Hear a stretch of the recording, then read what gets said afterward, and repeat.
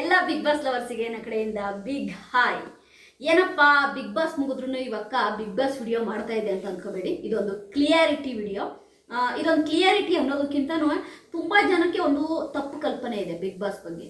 ತಪ್ಪು ಕಲ್ಪನೆ ಅನ್ನೋದಕ್ಕಿಂತನೂ ಇತ್ತೀಚೆಗೆ ನಮ್ಮ ಧ್ರುವಂತ್ ಅವರು ಒಂದು ಇಂಟ್ರ್ಯೂ ಕೊಟ್ಟಿದ್ದಾರೆ, ಒಂದು ಯೂಟ್ಯೂಬ್ ಚಾನಲ್ಗೆ ಇಂಟ್ರ್ಯೂ ಕೊಟ್ಟಿದ್ದಾರೆ. ಓಕೆ ಫೈನ್, ಅವರಿಗೆ ಇಂಟ್ರ್ಯೂ ಕೊಡೋದು ಆಯಿತಾ, ಅದು ಅವರ ವೈಯಕ್ತಿಕ. ಅವ್ರು ಏನೇ ಮಾತನಾಡಿದ್ರು ಕೂಡ ಅದು ಅವರ ವೈಯಕ್ತಿಕ, ಸರಿನಾ? ಇಲ್ಲಿ ನಾನು ಹೇಳಬೇಕು ಅಂತ ಹೊರಟಿರೋ ಒಂದು 4 ಪಾಯಿಂಟನ್ನು ನಿಮಗೆ ಹೇಳ್ಬಿಡ್ತೀನಿ. ನೀವೆಲ್ಲರೂ ಬಿಗ್ ಬಾಸ್ನ ಸೀಸನ್ 1 ಸೀಸನ್ 12 ತನಕ ಯಾರ್ಯಾರೆಲ್ಲ ಚಾಚು ತಪ್ಪದೆ ನೋಡಿದ್ದೀರಾ ಅವ್ರಿಗೆಲ್ಲರಿಗೂ ಕೂಡ ನಾನು ಏನು ಹೇಳ್ತಿದ್ದೀನಿ ಅನ್ನೋದು ಅರ್ಥ ಆಗುತ್ತೆ, ಸರಿನಾ? ಓಕೆ, ಇಲ್ಲಿ ಧ್ರುವಂತ್ ಅವರ ವಾದ ಆಯಿತಾ. ಧ್ರುವಂತ್ ಅವರ ವಾದ ಏನಿದೆ ಅಂತಂದರೆ, ನಾನು ವಾಶ್ರೂಮ್ ಕ್ಲೀನ್ ಮಾಡೋದ್ರಿಂದ, ಟಾಯ್ಲೆಟ್ ಕ್ಲೀನ್ ಮಾಡೋದ್ರಿಂದ, ಅಡುಗೆ ಮನೆ ಕ್ಲೀನ್ ಮಾಡೋದ್ರಿಂದ, ಬೆಡ್ರೂಮ್ ಕ್ಲೀನ್ ಮಾಡೋದ್ರಿಂದ, ದೇವ್ರ ಮನೆ ಕ್ಲೀನ್ ಮಾಡೋದ್ರಿಂದ, ಕಿಚನ್ ಕ್ಲೀನ್ ಮಾಡೋದ್ರಿಂದ, ಅಂದರೆ ಇಡೀ ಬಿಗ್ ಬಾಸನ್ನ ಕ್ಲೀನಾಗಿ ಇಟ್ಕೊಳ್ಳೋದ್ರಲ್ಲಿ ನಾನು ಆಯಿತಾ ಯಶಸ್ವಿ ಆಗಿದ್ದೀನಿ.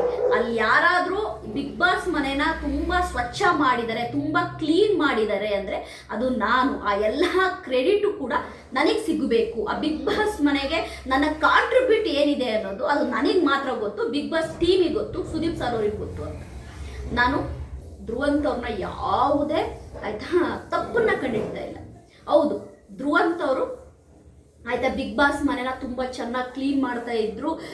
ಬಿಗ್ ಬಾಸ್ ಮನೆನ ಕ್ಲೀನ್ ಮಾಡೋದ್ರ ಜೊತೆಗೆ ತುಂಬ ಚೆನ್ನಾಗಿ ಆಯಿತಾ ಎಂತ ಹೇಳೋದು, ಆರ್ಗನೈಸಿಂಗ್ ಆಗಿ ಇಟ್ಕೊಳ್ತಾ ಇದ್ರು ಅನ್ನೋದು ನಮ್ಮೆಲ್ಲರಿಗೂ ಗೊತ್ತು. ಅವರ ಬಟ್ಟೆಗಳನ್ನಾಗಲಿ, ಅವರ ಸೂಟ್ ಕೇಸ್ ಆಗಲಿ, ಬೆಡ್ರೂಮಲ್ಲಿ ಅವ್ರ ಬೆಡ್ ಆಗಲಿ ತುಂಬ ಆರ್ಗನೈಸಿಂಗ್ ಇಟ್ಕೊಳೋರು. ಅದೇ ರೀತಿ ಕ್ಲೀನಿಂಗ್ ಅಂತ ಬಂದರೆ ಯಾವಾಗಲೂ ಕ್ಲೀನ್ ಮಾಡ್ತಿದ್ದಂತಹ ವ್ಯಕ್ತಿ ಬಿಗ್ ಬಾಸ್ ಮನೆಯಲ್ಲಿ ಯಾರ್ಯಾರಪ್ಪ ಅಂತಂದರೆ ಧ್ರುವಂತ್ ಅವರು ಮತ್ತು ರಕ್ಷಿತಾ ಶೆಟ್ಟಿ ಅಂತಲೇ ಹೇಳ್ಬೋದು. ಧ್ರುವಂತ್ ಮತ್ತು ರಕ್ಷಿತಾ ಶೆಟ್ಟಿ ಅವರ ಒಂದು ಕಾಂಟ್ರಿಬ್ಯೂಷನ್ ಏನಿದೆ ಬಿಗ್ ಬಾಸ್ ಮನೆಗೆ, ಅಂದರೆ ಬಿಗ್ ಬಾಸ್ ಮನೆನ ಕ್ಲೀನ್ ಮಾಡೋದ್ರಲ್ಲಿ ಇವರಿಬ್ಬರಿಗೂ ಆ ಕ್ರೆಡಿಟರ್ ಅನ್ಕೊಡ್ತೀನಿ. ಇಬ್ಬರು ಕೂಡ ಸೂಪರಾಗಿ ಕ್ಲೀನ್ ಮಾಡ್ತಾಯಿದ್ರು. ಓಕೆ, ಇದಲ್ಲ ನನ್ನ ವಿಷಯ.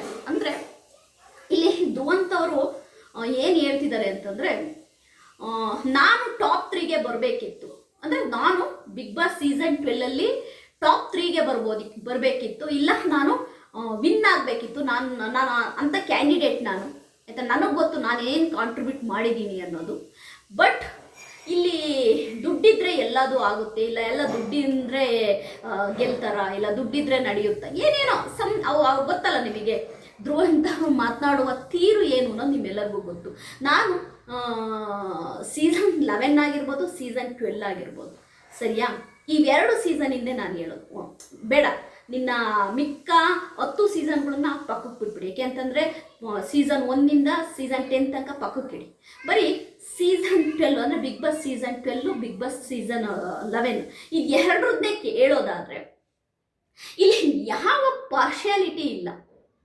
ಇಲ್ಲಿ ವಿನ್ನಿಂಗ್ ಆಗ್ಬೋದು, ರನ್ನರ್ ಅಪ್ ಆಗ್ಬೋದು, 3rd ಪ್ಲೇಸ್ ಆಗ್ಬೋದು, 4th ಪ್ಲೇಸ್ ಆಗ್ಬೋದು, ಯಾವುದೇ ಥರದ ಇಲ್ಲಿ ಆಯಿತಾ ಪಾರ್ಶಾಲಿಟಿ ಇಲ್ಲ.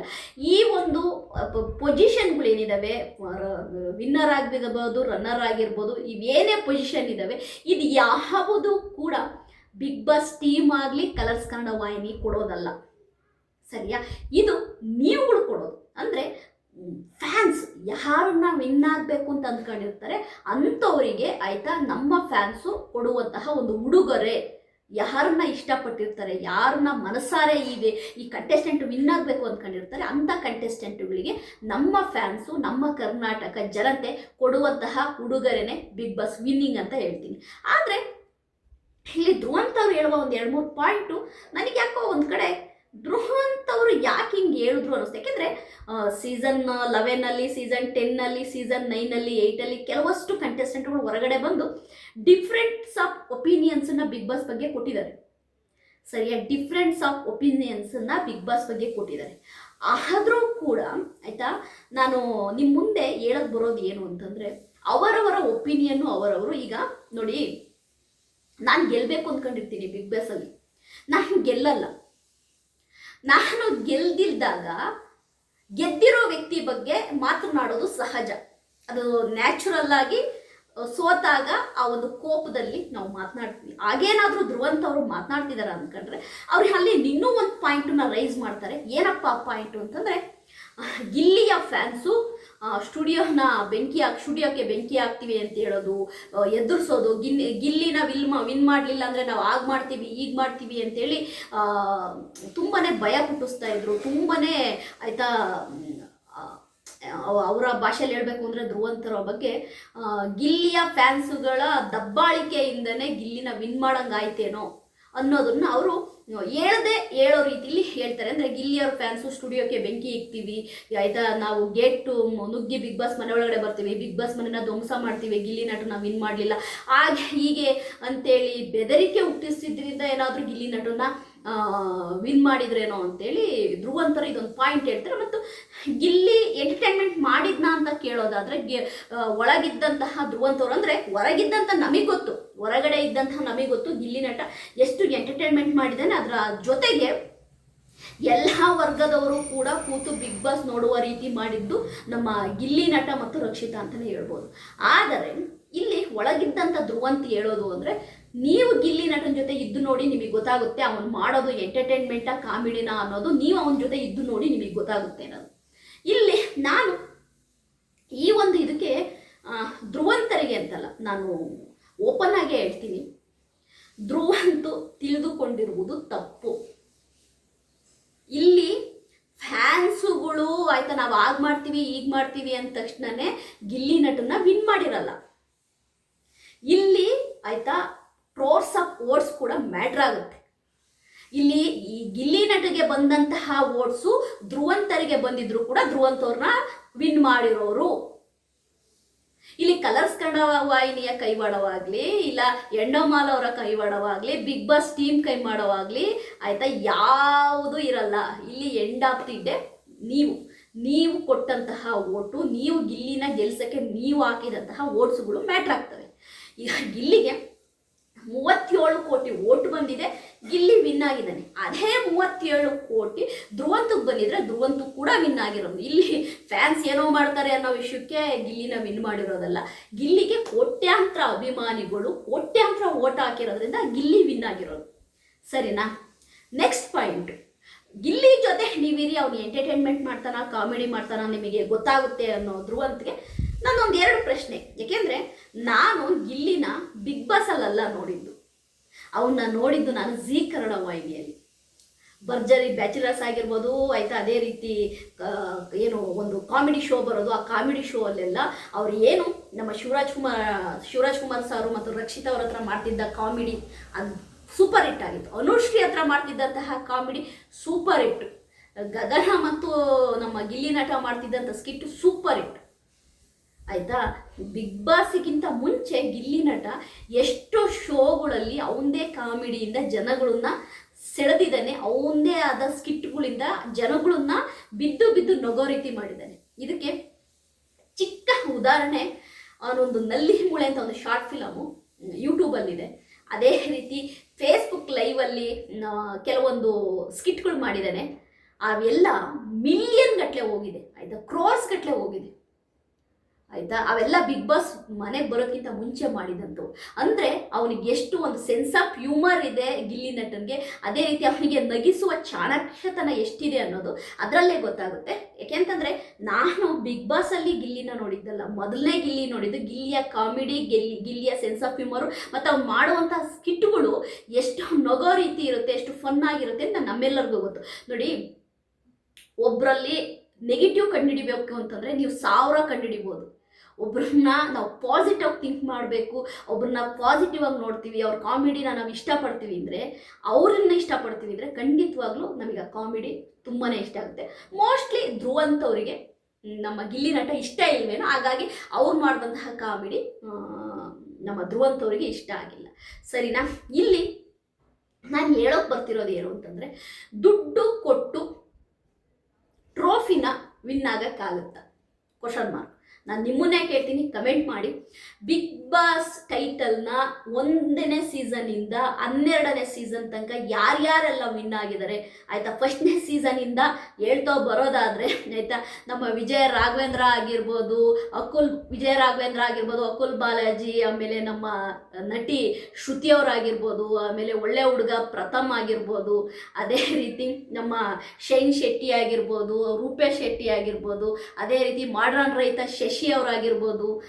ಹಿಂಗೆ ಹೇಳ್ತಾ ಹೋದರೆ ತುಂಬ, ನಮ್ಮ ಯಾರೋ ಪಾವಗಡ ಮಂಜು ಇರ್ಬೋದು, ನಮ್ಮ ಯಾರಪ್ಪ ಶೆಟ್ಟಿ, ಇನ್ನೊಬ್ರು ಶೆಟ್ಟಿ ಇದ್ದಾರೆ, ಯಾರಪ್ಪ ನಮ್ಮ ನಿವೇದಿತಾ ಅವ್ರನ್ನ ಮದುವೆ ಆದಂಥ ಚಂದನ್ ಶೆಟ್ಟಿ ಇರ್ಬೋದು.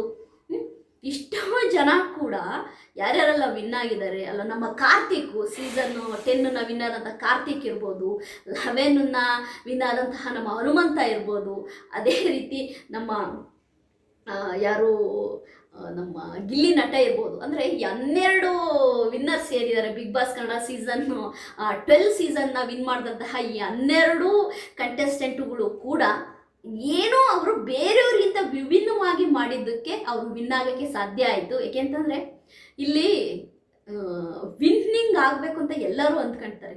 ನಾವು ವಿನ್ ಆಗಲಿಲ್ವಾ, ವಿನ್ ಆದವ್ರಿಗೆ ಆಲ್ ದ ಬೆಸ್ಟ್ ಅಂತ ಹೇಳಬೇಕು, ಒಳ್ಳೇದಾಗಲಿ ಅನ್ಬೇಕು, ನಾವು ಸುಮ್ಮನೆ ಇರಬೇಕು. ಅದು ಬಿಟ್ಟು ಅವ್ರು ವಿನ್ ಆಗೋ ಕ್ಯಾಂಡಿಡೇಟ್ ಅಲ್ಲ ಆಯಿತಾ, ಅವ್ರು ಆಗ ವಿನ್ ಆದರು, ಈಗ ವಿನ್ ಆದರು, ಅದೆಲ್ಲ ಮಾತನಾಡೋದು ತುಂಬಾ ತಪ್ಪು. ನಾನಿಲ್ಲಿ ಧ್ರುವಂತವ್ರನ್ನ ಏನೋ ದೋಷಣೆ ಮಾಡಬೇಕು ಹಾಗೆ ಹೀಗೆ ಅಂತಲ್ಲ, ನಾನೊಂದು ಕ್ಲಿಯರಿಟಿ ನಿಮಗೆ ಕೊಡ್ತಾ ಇರೋದು. ಇಲ್ಲಿ ನೋಡಿ, ಬಿಗ್ ಬಾಸ್ ಅನ್ನೋದು ಒಂದು ಶೋ ಕಲರ್ಸ್ ಕನ್ನಡ ವಾಹಿನಿಯಲ್ಲಿ ಬರುತ್ತೆ ಅಷ್ಟೇ. ಆದರೆ ಅವರ ಎಲಿಮಿನೇಷನ್ನು, ಅವ್ರ ವಿನ್ನಿಂಗು, ಅವ್ರ ಫಿನಾಲೆಗೆ ಬರಬೇಕು, ಇದೆಲ್ಲವೂ ಕೂಡ ನಿಮಗೆ ಬಿಟ್ಟಿರೋದು. ನೀವು ವೋಟ್ ಹಾಕಿ ಅವ್ರನ್ನ ಇಟ್ಕೋಬೇಕೋ ಇಟ್ಕೋಬಾರ್ದು, ಅದು ನಿಮ್ಮ ಡಿಸಿಷನ್ನು. ನೀವು ಇಟ್ಕೋಬಾರ್ದು ಅಂದ್ರೆ ಒಂದೇ ವಾರದಲ್ಲಿ ಮನೇಲಿ ಕಳಿಸ್ತೀರಾ. ಒಬ್ಬರು ಫಿನಾಲೆಗೆ ಬರಬೇಕು ಅಂತಂದರೆ ಇಡೀ ಊರು ಕಾಂದನ್ನ ಸೇರಿಸಿ ಓಟ್ ಹಾಕ್ಸಿ ಹೆಂಗೋ ಮಾಡಿ ಅವ್ರನ್ನ ಫಿನಾಲೆಗೆ ಕಳಿಸಿರ್ತೀರ. ನಾವು ಒಂದೊಂದ್ಸರಿ ಅಂದ್ಕೊಂತೀವಿ, ಛೇ ಇವರು ಫಿನಾಲೆ ಕಂಟೆಸ್ಟೆಂಟ್ ಅಲ್ವಲ್ಲ, ಹೆಂಗೆ ಫಿನಾಲೆಗೆ ಬಂದರು ಅಂತ. ಅಂದರೆ ಅವರು ಸಂಪಾದಿಸಿದಂತಹ ಫ್ಯಾನ್ಸ್ಗಳು ಅವ್ರನ್ನ ಫಿನಾಲೆಗೆ ಕಳಿಸ್ತಾರೆ, ಸರಿಯಾ. ಇಲ್ಲಿ ಕಲರ್ಸ್ ಕನ್ನಡ ವಾಹಿನಿಯಲ್ಲಿ ಬಿಗ್ ಬಾಸ್ ಟೀಮೇ ಆಗಲಿ, ಇಲ್ಲಿ ಯಥೇಚ್ಛಿನ ಅವ್ರದ್ದು ಪರಿಣಾಮ ಏನೂ ಬೀರಲ್ಲ. ಅಂದರೆ ಕೆಲವೊಮ್ಮೆ ಕಂಟೆಂಟ್ ನಿಮಿತ್ತವಾಗಿ ಏನಾದರೂ ಸ್ವಲ್ಪ ಡಲ್ ಹೊಡಿತಾ ಇದೆ ಬಿಗ್ ಬಾಸು, ಸ್ವಲ್ಪ ಯಾಕೋ ಮಂದಗತಿಲಿ ಸಾಗ್ತಾ ಇದೆ, ಲ್ಯಾಗ್ ಆಗ್ತಾ ಇದೆ ಅಂದಾಗ, ಎಪಿಸೋಡ್ಗಳು ಲ್ಯಾಗ್ ಆಗ್ತಿದೆ ಅಂದಾಗ ಮಾತ್ರ ಅವರು ಕೆಲವೊಂದು ಕಂಟೆಸ್ಟೆಂಟುಗಳನ್ನು ಉಳಿಸ್ಕೊಳಕ್ಕೆ ನೋಡ್ತಾರೆ. ಬಿಟ್ಟರೆ ಈ ವಿನ್ನಿಂಗು, ಈ ಫಿನಾಲೆಗೆ ಹೋಗುವಂತಹ ಕಂಟೆಸ್ಟೆಂಟ್ಗಳ ಬಗ್ಗೆ ಬಿಗ್ ಬಾಸ್ ಟೀಮಿಗೆ ಗೊತ್ತಿರಲ್ಲ, ಸರಿಯಾ. ಎಲ್ಲವೂ ಕೂಡ ಫ್ಯಾನ್ಸು ಏನು ನಿರ್ಧಾರ ಮಾಡ್ತಾರೆ ಅವರಿಗೆ ಬಿಟ್ಟಿದ್ದು. ಇಲ್ಲಿ ನೋಡಬೇಕು ಅಂತಂದರೆ ಕಾವ್ಯನ ವಿಷಯಕ್ಕೆ ಬರೋದಾದರೆ, ಕಾವ್ಯನ ಆಯಿತಾ ಫಿನಾಲೆ ತನಕ ಕರ್ಕೊಂಡು ಬಂದರು ಕಾವ್ಯ ಫ್ಯಾನ್ಸ್, ಸರಿಯಾ. ಅಂದರೆ ಅಟ್ಟಕ್ಕೆ ಬೀಳ್ತಾರೆ ಫ್ಯಾನ್ಸ್, ಅಟ್ಟಕ್ಕೆ ಬೀಳ್ತಾರೆ. ನಾವು ಇಷ್ಟಪಡೋ ಕಂಟೆಸ್ಟೆಂಟ್ ಹೆಂಗಾದರೂ ಮಾಡಿದ್ರು ನಾವು ಫಿನಾಲೆ ಕರ್ಕೊಂಡು ಹೋಗ್ತೀವಿ. ಯಾಕೆಂದರೆ ಬಿಗ್ ಬಾಸ್ ನೋಡುವಂತಹ ಯೂತ್ಸು ಒಂದು ಸರಿ ಅಟಕ್ಕೆ ಬಿದ್ದರು ಅಂತಂದರೆ ಯಾರನ್ನ ಬೇಕಾದರೂ ವಿನ್ ಮಾಡಿಸ್ತಾರೆ, ಯಾರನ್ನ ಬೇಕಾದರೂ ಫಿನಾಲೆ ಕರ್ಕೊಂಡು ಹೋಗ್ತಾರೆ. ಇದು ಒಂದು ಚಿಕ್ಕ ಎಕ್ಸಾಂಪಲ್ ನಾನು ನಿಮಗೆ ಹೇಳ್ತೀನಿ.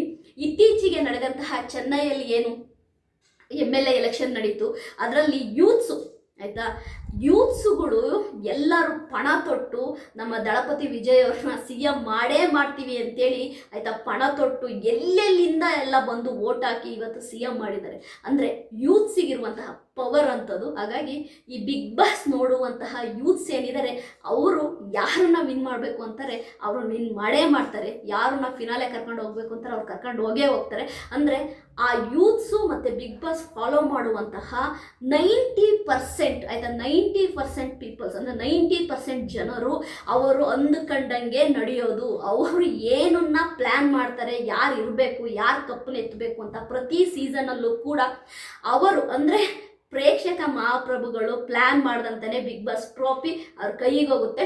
ಈ ವಿಡಿಯೋ ಮಾಡಬೇಕು ಅನ್ನಿಸ್ತು, ಯಾಕೆಂದರೆ ಒಂದು ಕ್ಲಿಯಾರಿಟಿ ಸಿಗಲಿ ಅನ್ನೋದಕ್ಕೋಸ್ಕರವಾಗಿ ಈ ವಿಡಿಯೋ ಮಾಡಿದೆ. ನನ್ನ ವಿಡಿಯೋ ನಿಮಗೆ ಇಷ್ಟ ಆಗಿದ್ದರೆ ಲೈಕ್ ಮಾಡಿ, ಸಬ್ಸ್ಕ್ರೈಬ್ ಮಾಡ್ಕೊಳ್ಳಿ. ಬಿಗ್ ಬಾಸ್ ಸೀಸನ್ 13ನ ಅಪ್ಡೇಟ್ಸು, ಅದೇ ರೀತಿ ಬಿಗ್ ಬಾಸ್ 13ನ ಮುಂದಿನ ಆಯಿತಾ ವಿಡಿಯೋಗಳು ನಿಮ್ಗಾಗಿ ಬರ್ತವೆ. ಬಿಗ್ ಬಾಸ್ 13ನ ಹೆಚ್ಚಿನ ಅಪ್ಡೇಟ್ಸ್ ಬೇಕು ಅಂದರೆ ನನ್ನ ಚಾನಲ್ನ ಸಬ್ಸ್ಕ್ರೈಬ್ ಮಾಡಿ ಇಟ್ಕೊಳ್ಳಿ. ಬಾಯ್.